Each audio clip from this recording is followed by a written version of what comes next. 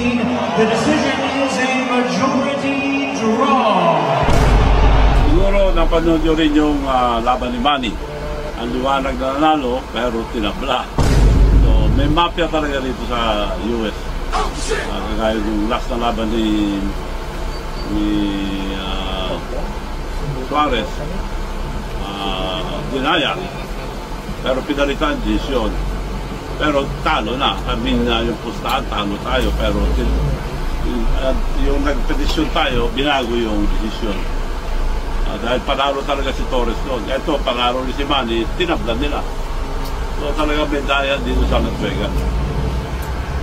Kailangan knock-out mo yung kalaban para walang magawa yung mga nag-arrange na laban na ganyan.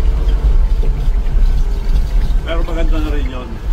Buti nga, di-election na talo. Dahil lamang na lamang si Manny. Mga kababayan, nandaya na naman tayo. Matibay pa rin si Manny. Congratulations kay Manny. Pacquiao.